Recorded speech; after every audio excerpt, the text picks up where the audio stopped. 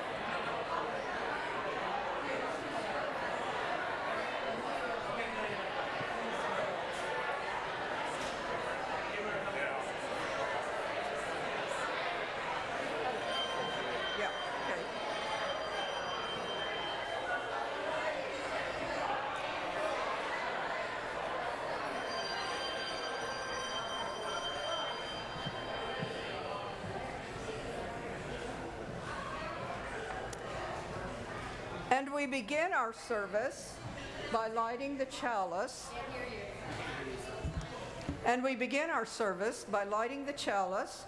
Lori Spicer will light the chalice in our sanctuary, and I invite those of you at home to light a candle or chalice to make your space a worship space. We have chosen to bring ourselves here to this sanctuary to gather as a community of faith. We join together in solidarity as a covenanted people who are drawn together by the promise of connection and the mysterious pull of the unanswerable. We draw on experiences of love and wonder to lift our hearts and to move us beyond the mundane. And we are a covenantal church, and our covenant is in your order of service, and please join me in reciting it. Love is the spirit of this church, and service is its law. This is our great covenant, to dwell together in peace, to seek the truth in love, and to help one another.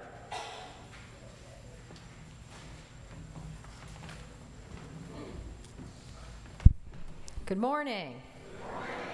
I'm Lori Jervis, she, her. I am a human being of European ancestry, and I'm wearing a rose-colored top today.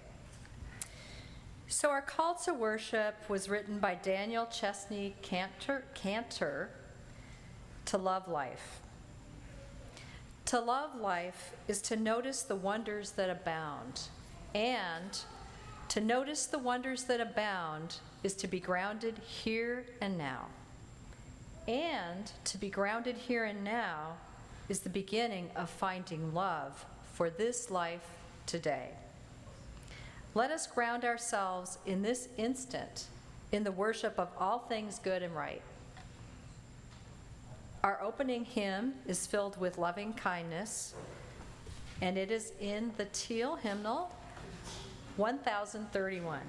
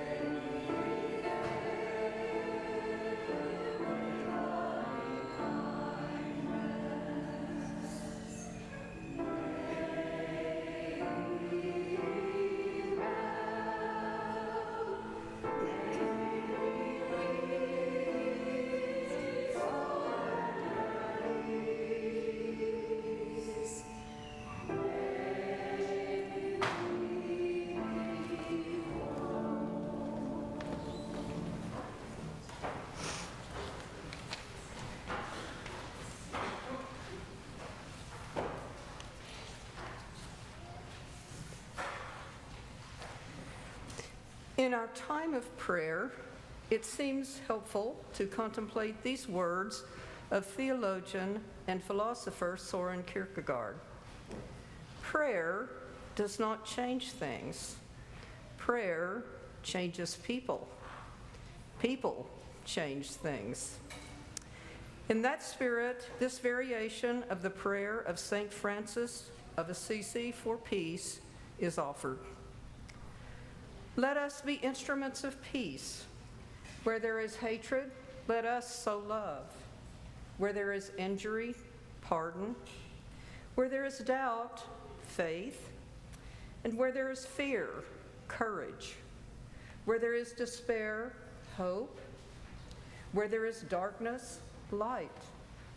Where there is sadness, joy. Grant that we may not so much seek to be consoled as to console, to be understood as to understand, to be loved as to love. For it is in giving that we receive, and it is in pardoning that we are pardoned, and it is in loving that we are born anew to the beauty of life. Amen. Blessed be.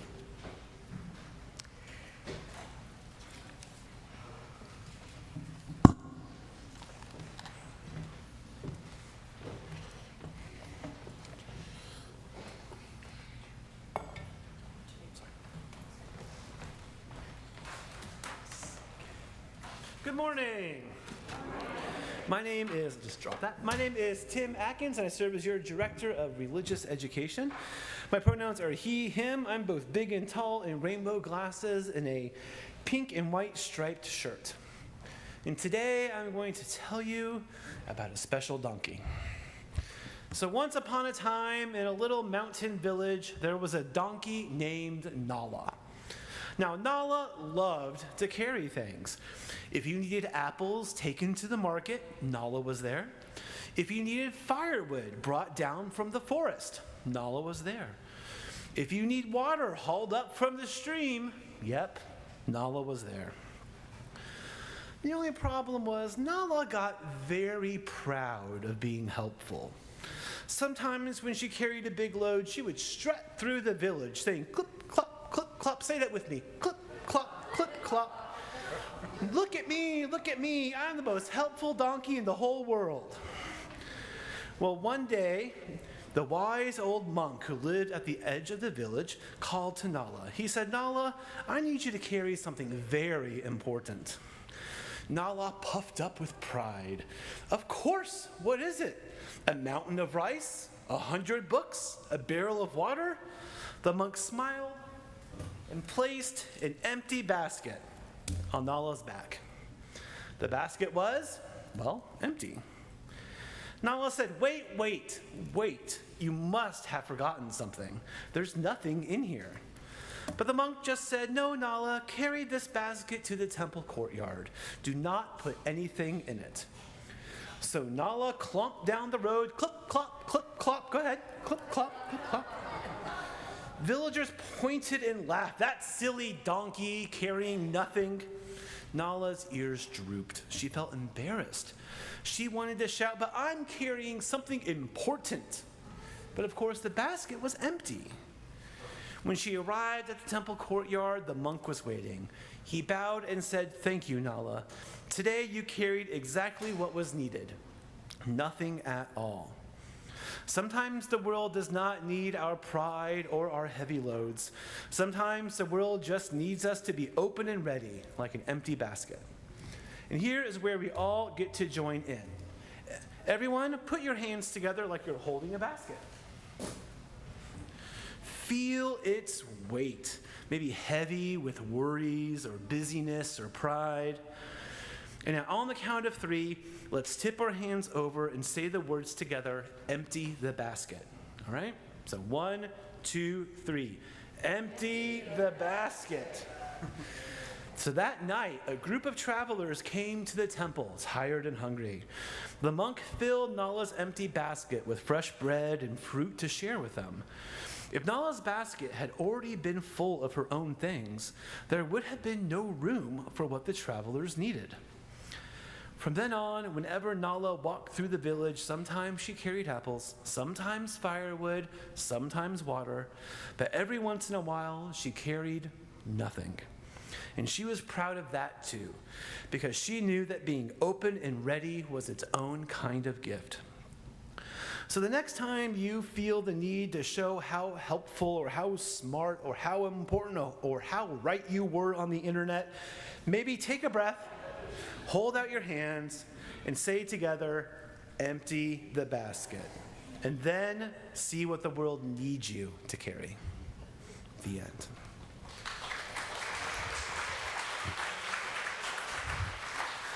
So today in our club time, our art club is going to be making mobiles from pumpkins, which should be fascinating. Our outdoors club will be making seed art, and our games club will be designing their own board games. So please join us in singing This Little Light of Mine as we sing our children and advisors off to their clubs.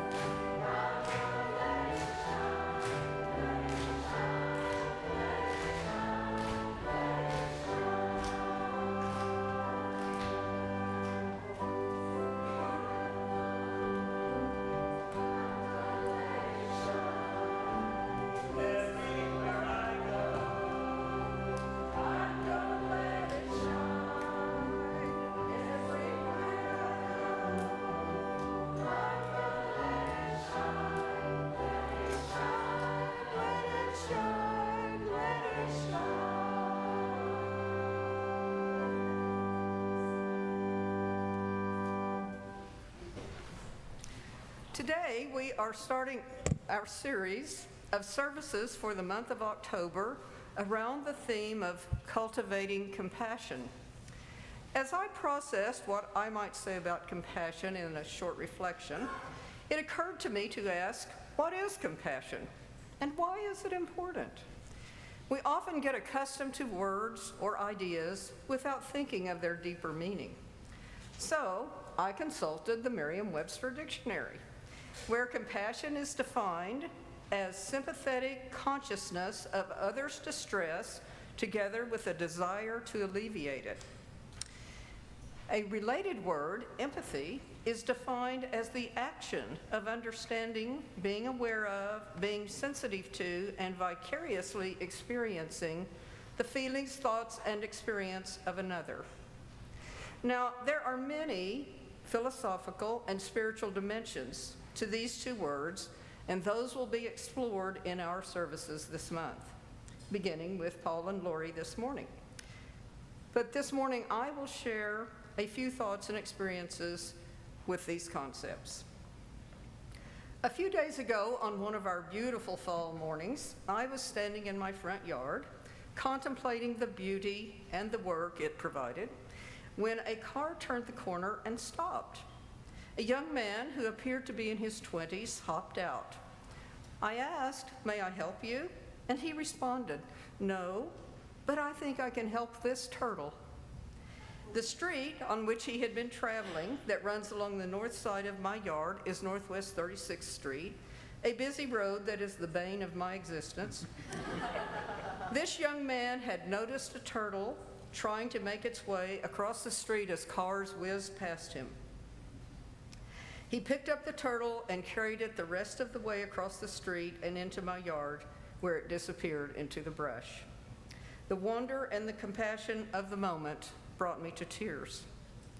And at this point, I want to observe that for all the hand-wringing and complaints about Gen Z, this young man was emblematic of the young people I know. The kids are going to be all right if we don't leave them a world made uninhabitable by hate, greed, and violence. Compassion and empathy are powerful antidotes to hate, greed, and violence.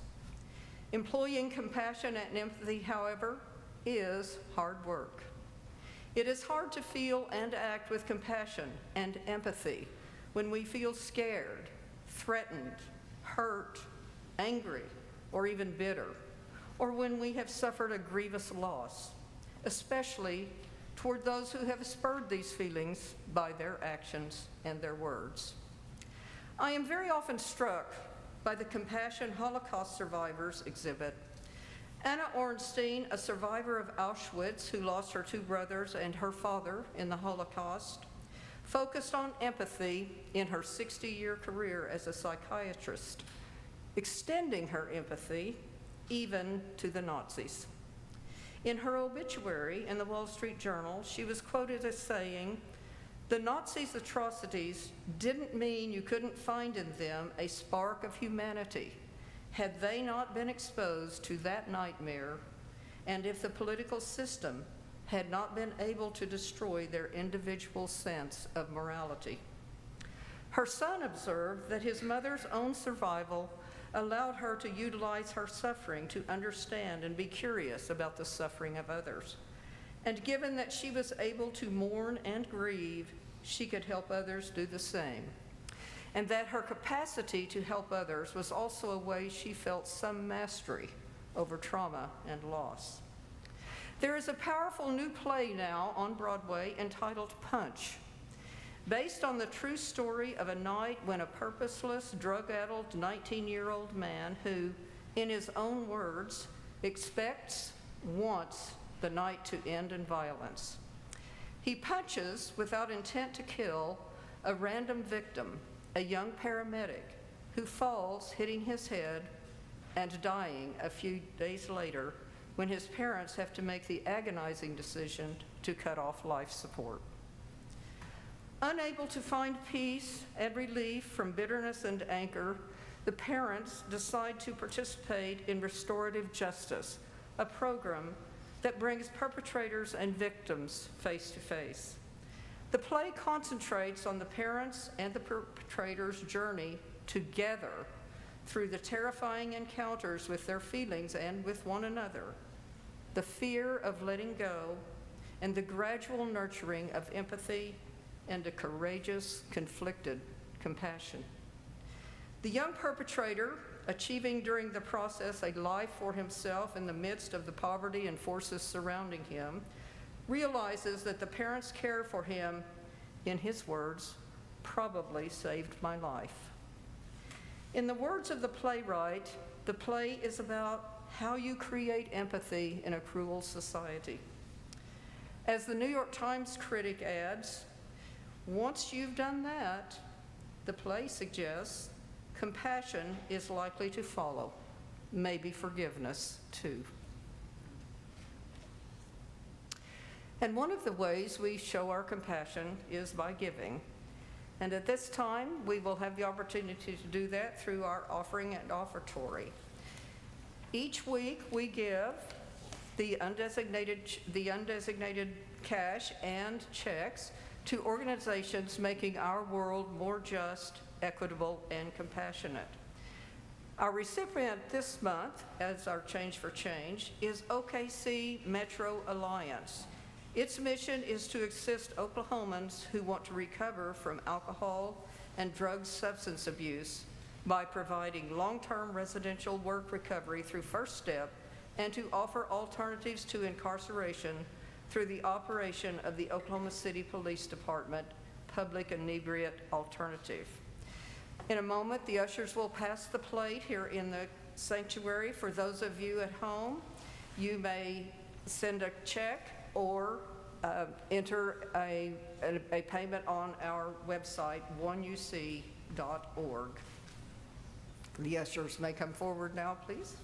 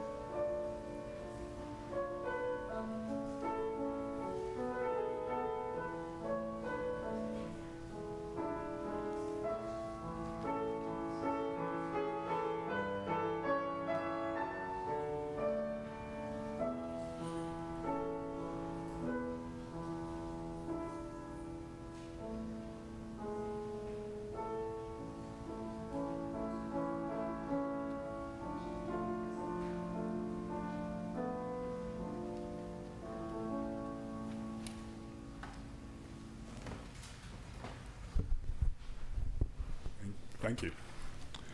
I'm Paul. My pronouns are he and him. I'm a middle-aged man of European ancestry, and I'm wearing a gray dress t-shirt for you today. The reading is from Sharon Salzberg's Real Life.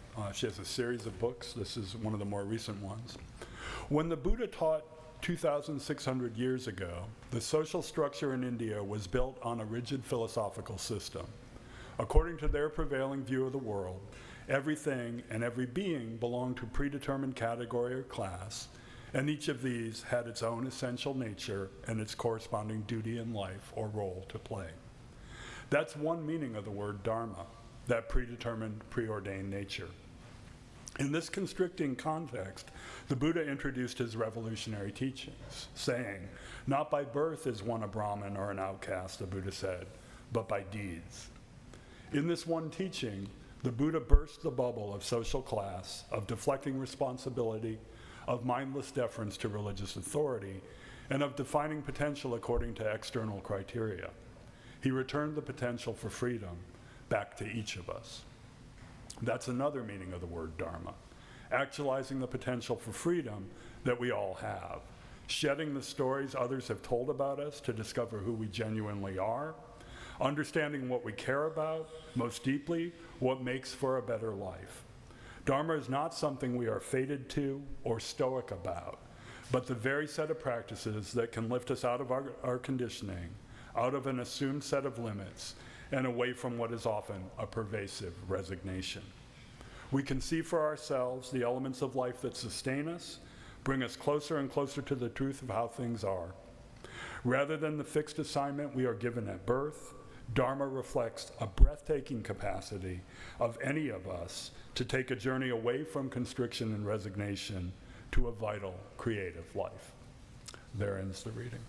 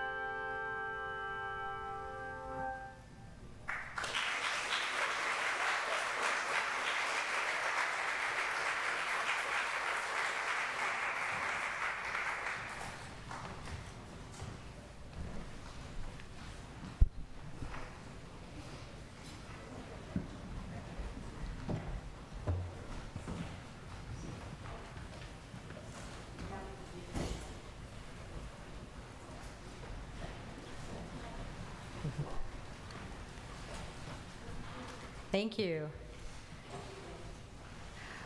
When I was asked to lead a meditation for today's service, my mind immediately went to self-compassion. Why? I think very few of us, myself included, have enough of it. Speaking for myself, I am often way harder on myself than I would be on anyone else, and that is something I would like to change. So, to start with the meditation, sit in a comfortable position, as comfortable as it can be in these pews, upright and relaxed, fully or partially close your eyes. Take a few deep breaths to settle into your body and into the present moment.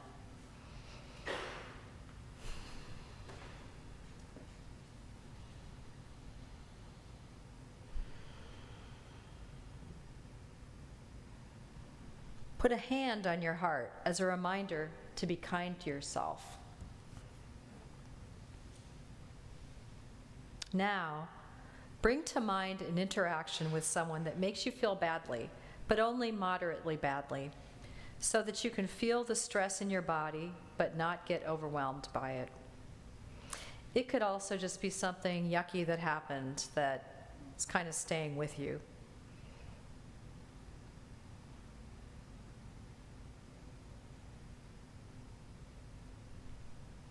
Visualize the situation until it makes you a little uncomfortable.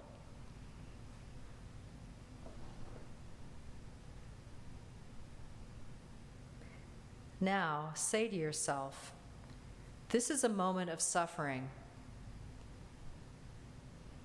Suffering is a part of life.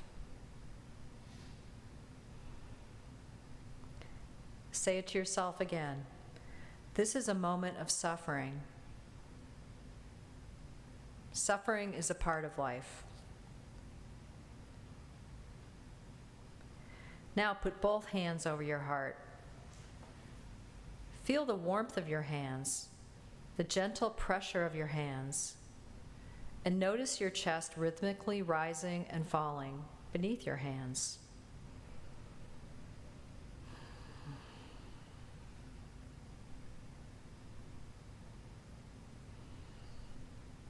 Now, say to yourself, may I be kind to myself.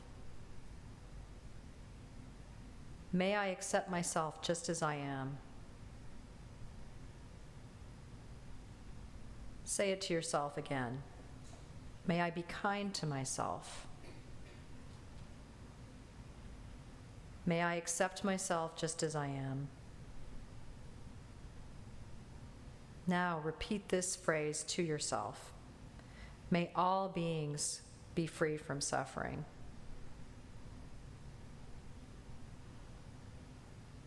One last time.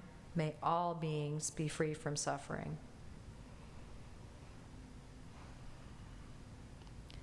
Let's take a moment to breathe together before opening our eyes.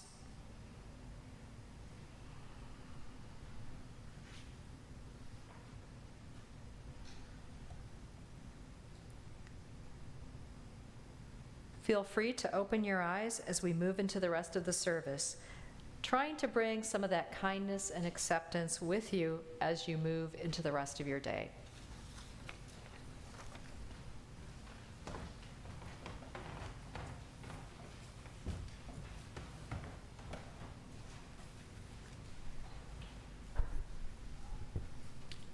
I hate to break the mood. The Buddha launched himself on his spiritual path after an encounter with suffering. The story is a familiar one. Raised in a bubble in the hope that it would prevent him from becoming a sage, he ventured out into the world and was directly and immediately confronted with suffering. This launched him on his path, the path that his father had tried to prevent. And after years of spiritual exploration, he eventually settled on what has come to be called the middle way, which found a way between indulgence and renunciation. Admittedly, that's a wide space. Classically, the goal of Buddhist practice was nirvana, literally the escape from the round of rebirth, known as samsara. But even the Buddha himself remained in the world after achieving enlightenment, spending years teaching the Dharma.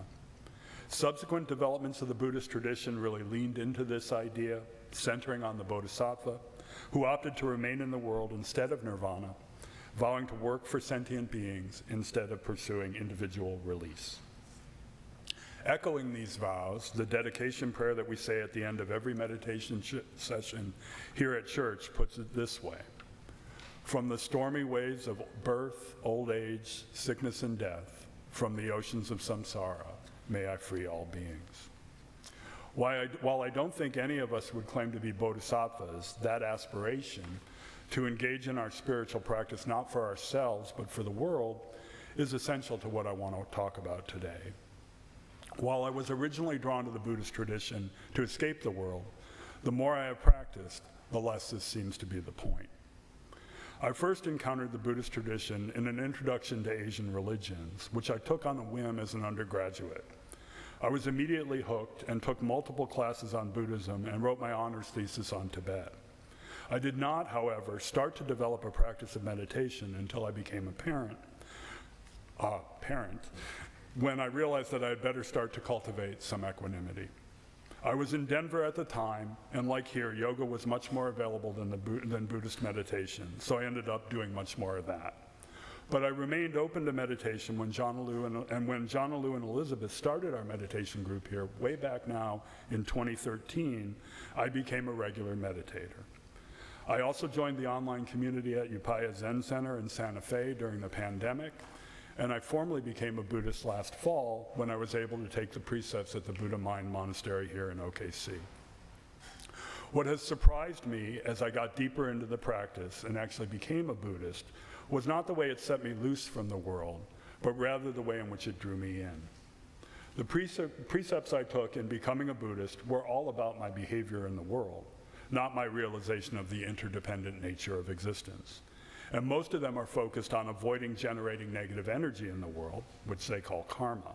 No killing, no stealing, no sexual misconduct, no lying, and no intoxicants. Instead of an escape from the world, becoming a Buddhist has me thinking much more about compassion and kindness in my daily affairs. And the mental discipline I've been able to develop in meditation has at least occasionally allowed me to be more fully present.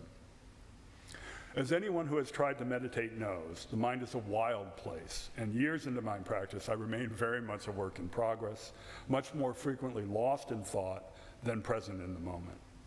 But the gift of meditation for me has been some modicum of mental calm and freedom from my habitual impulses. In meditation, we learn to recognize our mental states and sit with difficulty, be that the literal difficulty of sitting still, or the painful thoughts and feelings that can arise as we're forced to just sit there with them. And these are skills that are also of use in our daily lives. There's much to be angry about right now, and many potential enemies. I know I'm not alone when I say I've been surprised by the level of my hatred, and we know the same is true for those others that we call them. Indeed, the president has recently told us this directly on multiple occasions. I'm pretty sure none of this is a good thing. It is certainly not good for me, but I'm also pretty sure it's not good for the country or the planet either. The Buddhist tradition agrees. I can't think of a single Buddhist practice that cultivates hate and negativity. These fires can and do consume us, and while they may provide a temporary motivation, they do not seem well fit for long-term action and seem particularly tricky if our goal is transformation. The inspiration for this service broadly is loving kindness meditation, where we cultivate goodwill for ourselves and others, ultimately sending this out to all of creation. If you are like me, some of this practice is easier than other parts. There are two parts of loving kindness meditation that are especially hard for me. The first part is that part that is directed to myself, which I hope you just tried out as well. The other is that part that is directed to someone with whom I am having difficulties. One version of the classic loving kindness meditation is may you be safe, may you be happy, may you be healthy, and may you live with ease. It is relatively easy for me to wish this for someone I have a great deal of positive feeling for. I often pick a pet. And directing this energy to all sentient beings is abstract enough that it is at least easy to say. But when it comes to me, about whom I have complicated and contradictory feelings, or someone I actively dislike, this can be tough stuff. Lori shared with you a meditation on self-compassion, which may seem like an odd place to begin, a service on love, which we commonly think of as being about other people. But as the big book of Alcoholics Anonymous puts it, you cannot transmit something you haven't got. In her book, Real Love, Sharon Salzberg puts it this way: I have never believed that you must completely love yourself first before you love another. I know many people who are hard on themselves, yet love their family and friends deeply and are loved in return, though they might have difficulty receiving that love. But it is hard to sustain love for others over the long haul until we have a sense of inner abundance and sufficiency. When we experience inner impoverishment, love for another too easily becomes hunger for reassurance, for acclaim, for affirmation of our worth. Feeling incomplete inside ourselves, we search for others to complete us. But the equation doesn't work that way. Indeed, it's the definition of narcissism. We can't gain from others what we're unable to give ourselves. One of the major insights of the Buddhist tradition, reflected in the Bodhisattva ideal, is that our spiritual development and our work in the world are inextricably linked. The practice of meditation generally, and self-compassion specifically, is designed to support our ability to meet the needs of the world, as the empty basket in Tim's wonderful story. These practices take years, of course, but I don't want to leave you with the idea that this practice is just about learning to understand and love yourself. Indeed, the ideal is that we learn to love ourselves in order to be more able to love the world and ultimately even our enemies. In these times, it is all too easy to respond to hatred and anger with more of the same, and I think we all know where this can lead. We talked last week about what is and is not acceptable, the need to set boundaries, especially perhaps in our liberal tradition. But this does not require us to respond with anger and hatred to the anger and hatred that comes our way. The wisdom of the Buddhist tradition is the recognition of our shared humanity and our common struggles. I do not need to believe or even support the things you do to recognize your suffering and desire for your liberation. Indeed, I don't think there's any doubt that the world would be a much better place if our desires for the liberation of others were actually realized. And since it doesn't hurt to ask, please join me in completing our loving kindness meditation today by wishing those we disagree with might also become full of loving kindness. If you're at all open to trying this, please settle in once again into a comfortable seated position. Steady your attention on your breath and lower your gaze. Call someone you disagree with to mind and connect with their suffering if you can. And take a moment to settle into this awareness of that other person.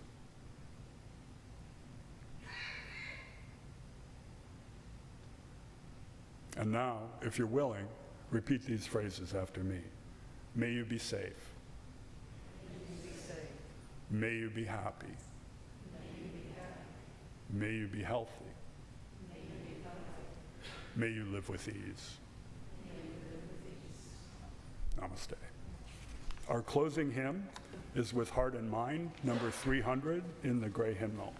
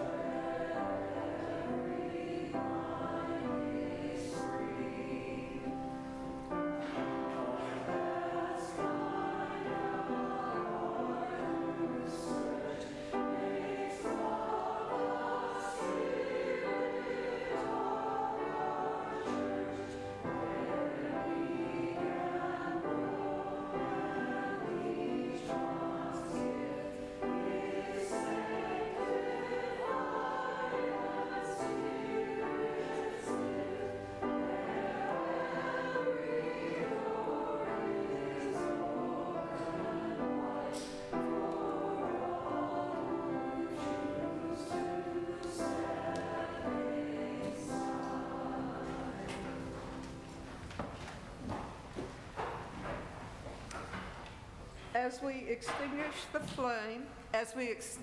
flame of our chalice, may its lingering spark be carried in your heart until we are together again.